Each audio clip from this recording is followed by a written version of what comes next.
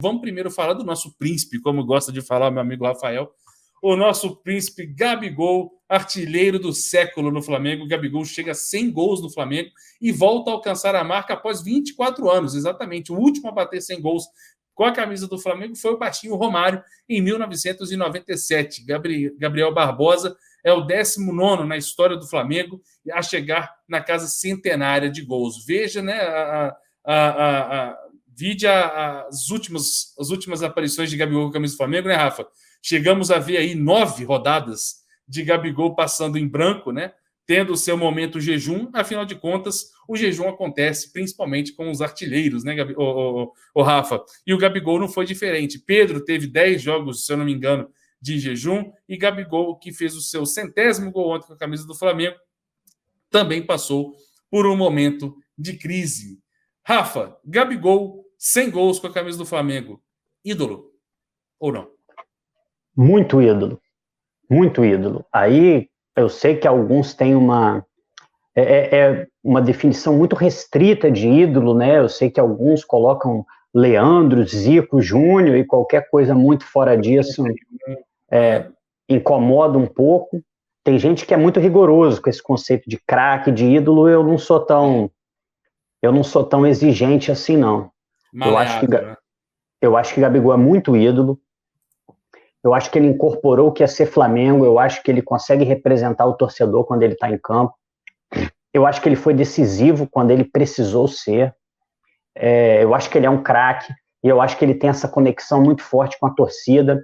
A gente vê isso com as crianças, cara. O Gabigol é um cara carismático. Hoje ele é a cara do Flamengo. Hoje eu acho que se você pudesse representar o Flamengo em um jogador desse elenco, você teria que colocar o rosto do Gabigol. E esses números, né? Engraçado esses números terem chegado numa época de uma certa escassez de gols, né? E aí esse número chegou para lembrar pra gente que estava cobrando muito o Gabigol, com razão, acho que o torcedor tem que cobrar mesmo, mas lembrar pra gente o quão especial é esse cara e o quanto de crédito ele tem com a gente. Então, foi uma fase de escassez de gols. Em parte ele não se apresentou tão bem, mas em parte o esquema de jogo não favoreceu tanto. Gabigol saía muito da área, acabou se tornando um jogador menos eficiente, mas é um craque, é um ídolo. Se a gente olhar os gols aqui, é uma coisa impressionante. Por exemplo, desses 100 gols, 21 gols em Libertadores. É o cara que faz gol em jogo grande. Não só o Globoesporte.com, mas com a ESPN também, fizeram um raio-x ali desses 100 gols do Gabigol. Então o Gabigol teve 142 jogos com a camisa do Flamengo, né? 100 gols marcados, 142 jogos com a camisa do Flamengo. Foram 33 assistências, 100 gols marcados, obviamente. É uma média de um gol a cada 124 minutos, né? Ou seja, um pouco mais aí de uma partida, um gol por partida. Dessas 142 partidas, 136 ele foi titular com a camisa do Flamengo. Eu acho esse número fantástico também. Apenas 6 ele era reserva. Eu acho esse número sensacional. Minutos em campo, 12.386 minutos. Um gol ou uma assistência a cada 93 minutos em campo. Praticamente um gol ou uma assistência a cada jogo. São números, assim, absurdos, cara. Gols de pé esquerdo foram 84. Gols de pé direito foram 10, né? A direitinha cega do Gabigol foram 10 de pé direito. 6 gols apenas de cabeça, né? Tanto que quando ele faz gol de cabeça, ele sempre brinca lá, principalmente com o Renato Gaúcho. Com a bola rolando foram 70 gols. E de pênalti foram 24 gols. 51 gols em jogos que o Flamengo era mandante e 49 gols no Flamengo visitante. 45 gols marcados em primeiro tempo e 55 gols marcados no segundo tempo. Essa estatística é maravilhosa. 4 gols ele estava com cabelo rosa, 16 ele estava com cabelo preto e, pasmem, 80 ele estava com cabelo loiro. Quando ele está loiro, né, meu amigo? Esquece. E desses 100 gols, meu amigo Rafa, 51 foram decisivos, né? Aquele gol, né? Ou que o time perdia de um gol de diferença, ou quando o time empatava, ou quando precisava de alguma conquista. E nessa passagem do Gabigol até o momento de 142 jogos com a camisa do Flamengo, o Gabigol acumula 36 cartões amarelos, 37 amarelos, desculpa, e 6 cartões vermelhos, cerca de um vermelho a cada 24 jogos. E o amarelo é cerca de um amarelo a cada 4 jogos. É um jogador que, de fato, toma muito cartão amarelo, né, Rafa? Desses números excepcionais que o Globo Esporte levantou, que são literalmente todos, qual que é o que você acha mais impactante? Olha, os gols decisivos, cara. Eu acho que é o segredo desse time campeão do Flamengo é a capacidade de decisão de alguns jogadores. Né? E aí eu colocaria 3 jogadores aí, Bruno Henrique, Arrascaeta e Gabigol. Bruno Henrique é um cara decisivo demais, Arrascaeta é um cara decisivo demais e o Gabigol tá aí, como diria Renato Gaúcho, os números não mentem.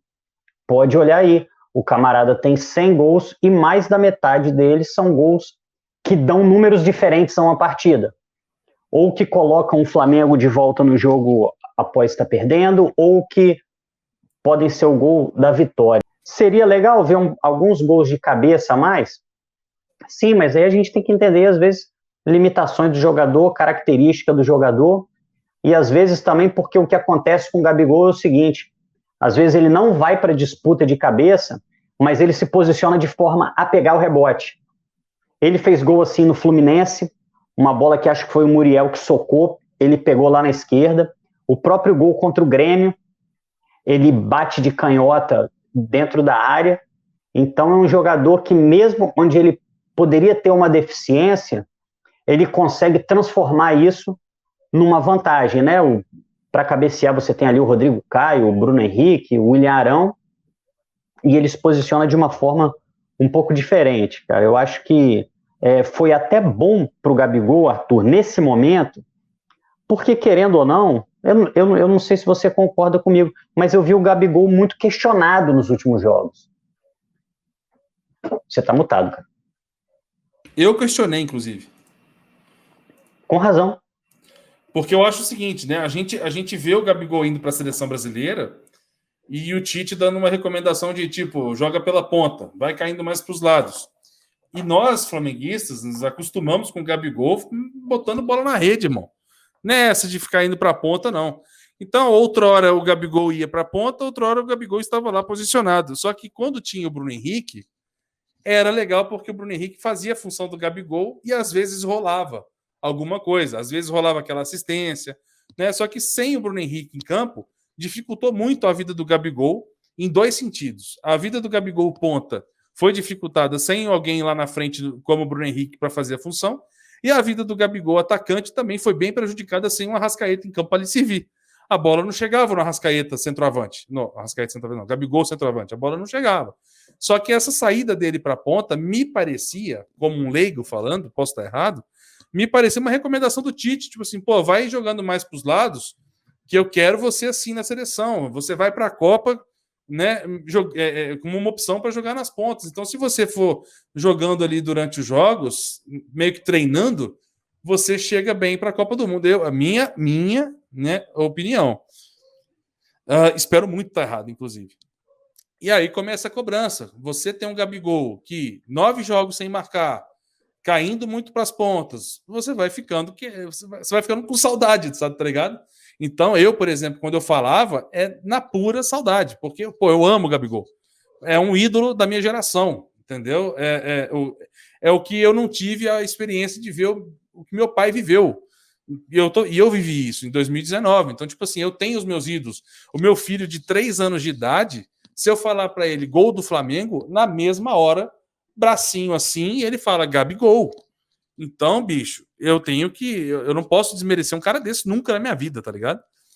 E não é por menos, não. Toda vez que a gente fala alguma coisa, né? Muita gente, inclusive, dá risada, porque sabe que eu brinco, mas que na minha brincadeira tem um fundo de verdade. O Gabigol, antes do 100º gol, ele postou, né? Um tweet lá que ele era artilheiro não, como é que fala? Líder de assistência, uma parada dessa, 10 assistências e tal. Aí ele postou no Twitter assim, se precisar de camisa 10 é só chamar. Eu falei, precisamos de um 9. Então, quer dizer, é uma fincadinha de tipo assim, Quantas vezes, por exemplo, quando ele tava com aquele cabelo feio, eu comentava, né? Arruma esse cabelo. É ele que é o problema. Beijo, te amo. Eu comentava sempre assim. Então, pô, não tem como ninguém achar que eu odeio o cara. Não tem como. Pelo contrário. Eu acho que isso aqui, 1, 2, 3, mostram que, né, eu não odeio. Mostram que eu amo bastante, inclusive. Tem mais imagem do Gabigol na minha casa do que minha. Então, cara, essa cobrança, Rafa, ela é muito necessária porque a gente precisa desse camisa 9 voando. E a minha maior preocupação era, dia 27 está chegando e nós precisamos desse cara de volta. E aí a gente estava na Dali, eu, Marcão, contra o Atlético Paranaense. Quando o Flamengo faz 2-0 com 2 gols dele, eu falo, o homem voltou. É o que a gente precisava, bola na rede do Gabigol. Só que aí, pô, de novo, o Gabigol foi prejudicado, né? Vinha com atuações fracas, tá? Não vou falar que é só a culpa dos outros por causa dele, não.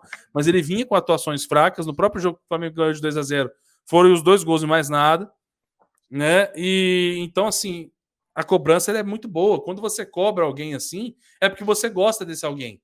Eu não pedi pro Gabigol sair do Flamengo ou ir pro banco, mesmo sabendo que se o Pedro tivesse em condições, eu ia até falar, pô, durante o segundo tempo pode trocar, para dar uma chance pro Pedro e tal, mas não é o que eu tô pedindo de princípio. O que eu tô pedindo é, volta, Gabigol, porque a gente precisa de você dia 27. E ele voltou, né? Ele voltou, fez os 2 gols contra o Atlético Paranaense, os jogos dele começam a evoluir um pouco, deu uma assistência legal contra a Chapecoense, poderia ter feito aquele gol contra a Chapecoense que o juiz deu o impedimento absurdo, né? E ontem ele consegue um gol de pênalti novamente, mas muito expressivo, Rafa, não só por ser o 100º gol, mas por ser um gol que pode, né, botar o Gabigol para cima, e o dia 27 está chegando, meu amigo. Ponto mais legal também, né, nesses apenas 3 anos, né, eu acho que a gente pode falar apenas porque 3 anos, de fato, é muito pouco para uma marca tão expressiva.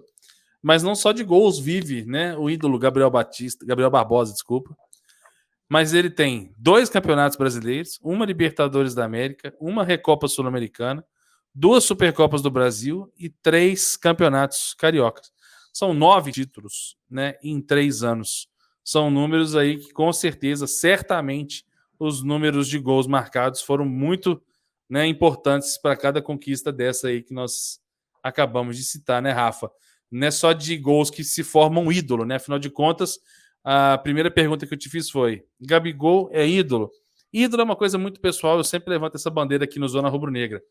Só que eu acho que existem 2 tipos de ídolo, Rafa. Existe o ídolo da galera, que é o seu ídolo pessoal, que ninguém pode te questionar.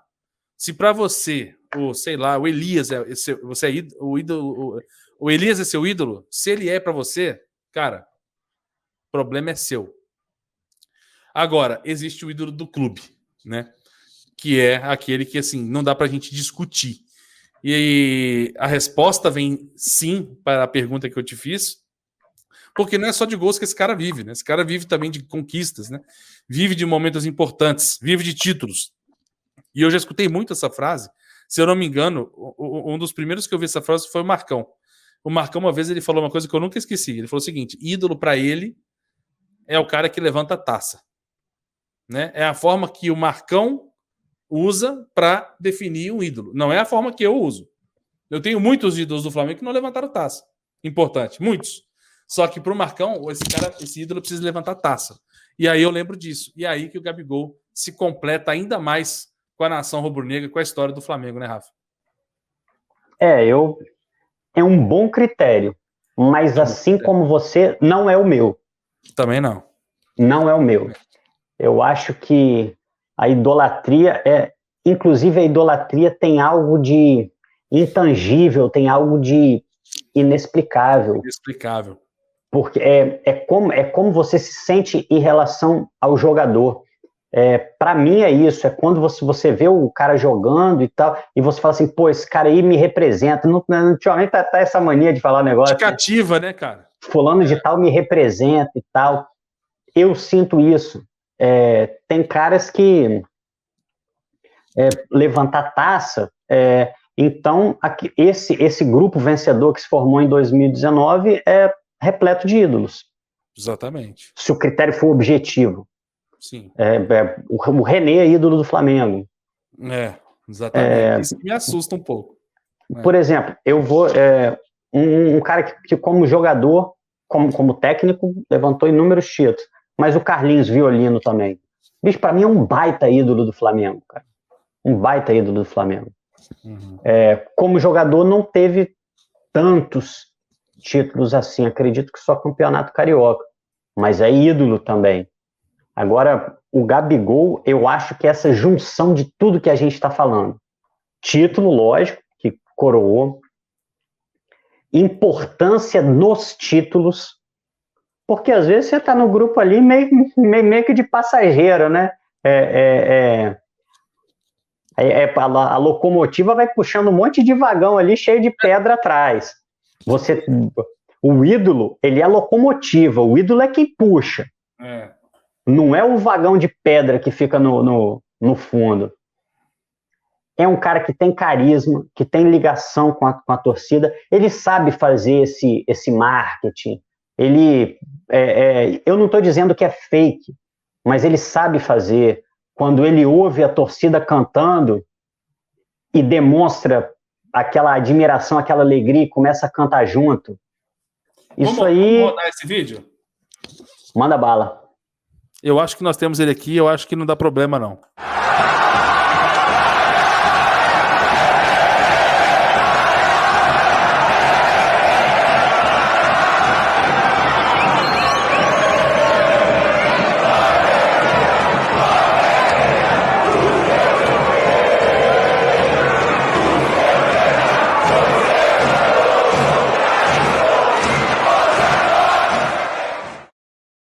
Daí.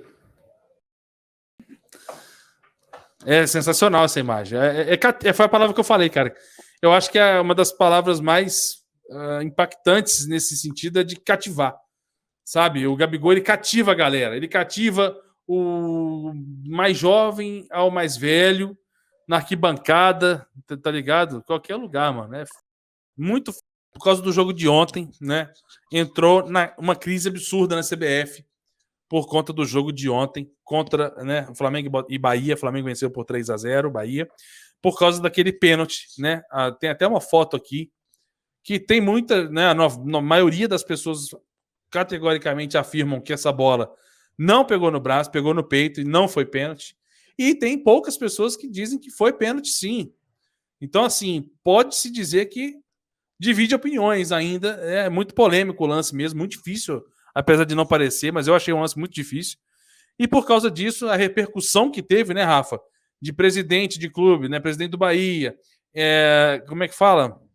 A imprensa, né? A veemência que tudo isso, que a proporção que tomou esse lance, gerou uma crise na CBF que já não era das melhores, né? O Leonardo Gaciba, que era até então o chefe da comissão de arbitragem da CBF, foi desligado do cargo após um longo período de crise, várias reclamações, várias reclamações, e finalmente o Leonardo Gaciba caiu por conta, né, do jogo de ontem, Flamengo e Bahia. E aí, por conta disso, gerou, né, essa demissão do Leonardo Gaciba do cargo de chefe de comissão de arbitragem da CBF. E aí eu quero que você comente esse assunto, Rafa,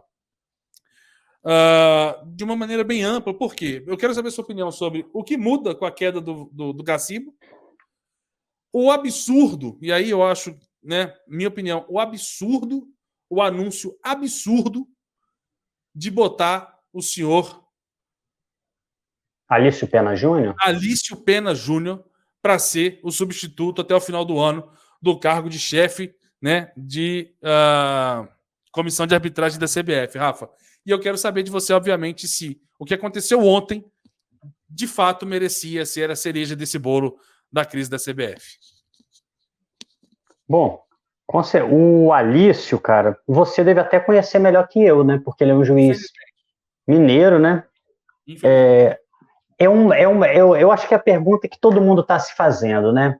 Você perguntou o que vai mudar com a saída do Leonardo Gaciba, não é isso? Da comissão de arbitragem. Eu acho que eu vou mudar um pouquinho a sua pergunta. Eu acho que a pergunta deveria ser: vai mudar alguma coisa com a saída do Gaciba? Eu te respondo, não. Isso aí, cara. Porque vai mudar os padrões de arbitragem? Haverá mais transparência em relação a como se toma a decisão? Vai mudar a forma como os juízes são preparados? Vai mudar a forma como os juízes são escalados? Vai se conseguir, finalmente, depois de tantos anos, criar uma padronização para que os árbitros apitem os lances da mesma forma, utilizem os mesmos critérios? Não. Então, o que me parece que aconteceu? Acho, sim, que houve uma reação totalmente desproporcional ao que aconteceu no jogo Flamengo e Bahia. Eu vi erros de arbitragem escandalosos esse ano que não tiveram a mesma repercussão, inclusive contrários ao Flamengo. Eu quero entrar depois no lance do pênalti, porque esse pênalti está sendo colocado como se fosse uma garfada, uma coisa absurda, e não foi isso que aconteceu. Mas o que eu acho que vai mudar? Nada, mas eu acho que serve para aliviar um pouco a pressão que estava acontecendo sobre a arbitragem, sobretudo depois do que aconteceu no jogo Flamengo e Bahia. Eu acho que você tira o foco. Eu acho que a CBF avisa para as pessoas assim, de maneira mentirosa: a gente está fazendo alguma coisa para melhorar. A CBF não está de braços cruzados, não. A CBF está trabalhando incansável e continuamente para melhorar a arbitragem. Tira o Gaciba aí e bota o Alício. Além disso, acho que não vai acontecer absolutamente nada. Tem gente achando que a bola bate só no peito e vai para frente. Certo. Nesse caso, você não tem a parte objetiva da infração, que seria o toque na mão. Direto na mão. O árbitro assistente de vídeo, ele não acha isso. Ele acha que é um caso de bola rebatida. A bola bate no peito e rebate no bíceps. Essa é a visão do árbitro de vídeo. Quem ouviu o áudio aí sabe. Ele chama o Elmo por causa disso, o Vinícius por causa disso, e ele fala muito o seguinte: não é o braço esquerdo, é o braço direito. Por que ele fala isso? Porque o braço esquerdo do zagueiro está realmente muito erguido. Mas o direito também está. Um está reto e o outro está 90 graus. A mão dele está mais ou menos na altura da cabeça, talvez um pouquinho mais para cima. Como é a regra da bola na mão hoje? Bola na mão, mão na bola, depender. Quem pegar o manual de arbitragem aí da FIFA vai ver que se utiliza muito o termo movimentação antinatural. Você tem a mão na bola deliberada, que é quando o jogador leva as mãos até a bola, mas normalmente não é o que acontece. E aí o que o Vinícius fala? Ele fala assim: houve uma ação de bloqueio. E aí, Arthur, há controvérsias sobre a bola rebatida anular a infração com a mão. Tem até um infográfico explicando bem isso no Globo Esporte. Quem procurar aí vai achar.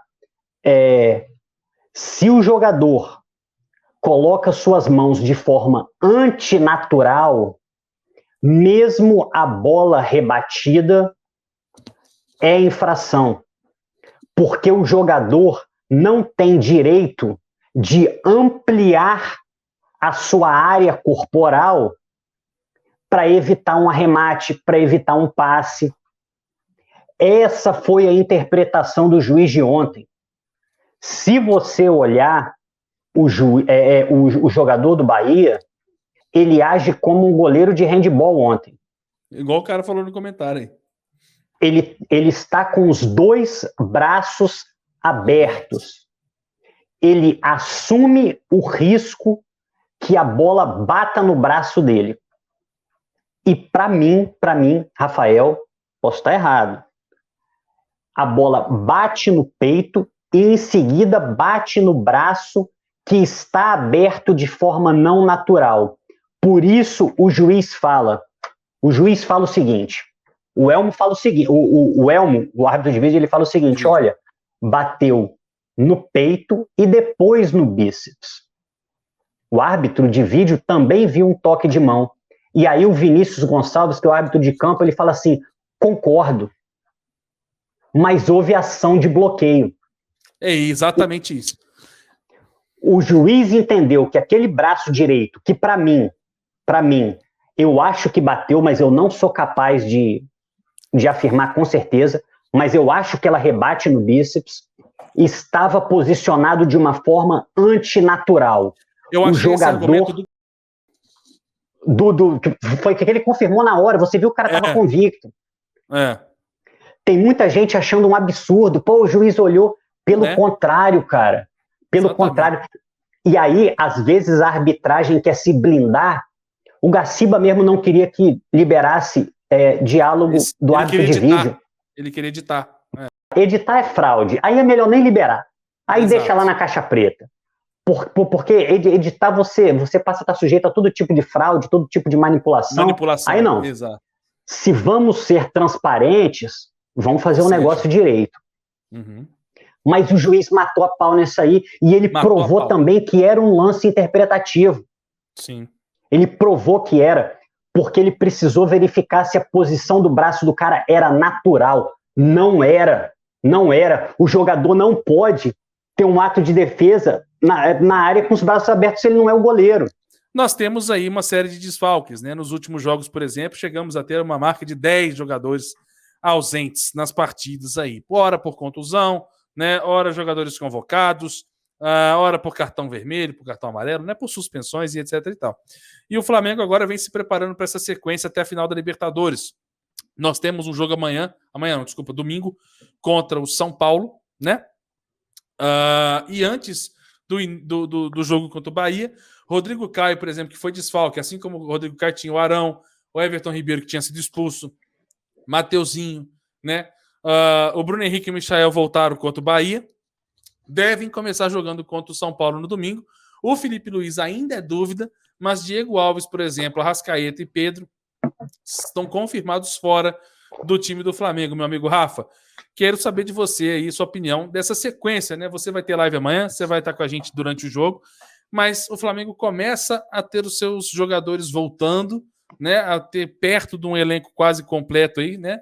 Mas a expectativa é para o elenco completinho no dia 27. E por conta disso, o Flamengo vê o jogo contra o São Paulo com alguns jogadores retornando, como Rodrigo Caio, Willian Arão e Everton Ribeiro, ainda a permanência de Davi Luiz para ganhar mais minutos de jogo e o retorno planejado, tão esperado, de Georgian de Arrascaeta para o jogo contra o Corinthians, antes da partida contra, né, o Palmeiras na final da Libertadores, mas o Arrascaeta sendo preparado, né, para a Libertadores da América. Rafa, como é que você vê aí essa expectativa dos jogadores voltando para um campeonato que, de acordo com você, e eu tendo a concordar, já tem dono, mas o foco é o dia 27. Como é que você vê esse planejamento aí? Acho que o planejamento tem que ser muito bem feito, e o Flamengo tem que aproveitar esses jogos que tem. Eu estou com eles aqui: São Paulo no domingo, Corinthians na quarta, Inter no sábado, e terça, dia 23, o Grêmio, né? O Grêmio já na semana da final. Esse jogo eu não sei se o Flamengo colocaria algum dos jogadores que o Renato imagina que vão jogar a final. Mas o que a gente tem que pensar, né? Não basta que o time volte inteiro para a final. Esse time precisa estar em boas condições de jogo, com ritmo de jogo. Então, esses jogos, daqui até o dia 27, vão ser os jogos que vão servir para esse time recuperar ritmo de jogo. Por exemplo, é importantíssimo que até lá Rodrigo Caio e Davi Luiz consigam jogar, acredito que pelo menos 2 partidas. Porque são zagueiros que jogaram pouquíssimo tempo juntos. Então eles precisam se conhecer, eles precisam estar acostumados a jogar junto. Essa linha de defesa ali do lado esquerdo, Felipe Luiz com Davi Luiz, precisam jogar juntos para se entrosar. Aquilo que a gente vê no time do Flamengo, o Arrascaeta nem olhou, cruzou no segundo pau, o Bruno Henrique entrou de cabeça. Aquele time que se conhece. Os movimentos, eles são tão conhecidos que algumas vezes eles se tornam quase mecânicos. Isso você faz jogando, treinando, mas precisa jogar também. Outro jogador que precisa entrar muito nesse esquema, Andrés Pereira. Dentro de um time ideal para o Renato, o Andrés Pereira é um segundo volante, mas na prática ele jogou mais como um autêntico camisa 10, ele jogou um pouco mais adiantado. é um jogador que chegou há pouco tempo, não tem todo esse entrosamento, não tem esses movimentos tão internalizados. Então é um cara que precisa jogar. Bruno Henrique e Gabigol se conhecem muito, são jogadores que têm entrosamento suficiente, então eu não me preocupo tanto com essa parte de entrosamento, mas eles precisam se colocar numa boa condição física e num bom ritmo de jogo. Então o Flamengo precisa saber dosar o que vai acontecer, tá? O máximo possível de minutos, a ponto desses jogadores se prepararem para a final do dia 27, com o mínimo de risco de lesão possível.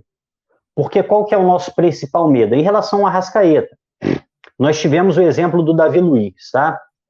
Depois aí ficou uma discussão se foi por conta da vontade do Davi Luiz, se foi o departamento médico, mas a verdade é que o Davi Luiz teve a sua estreia um pouco apressada para que ele pudesse jogar contra o Barcelona na semifinal da Libertadores.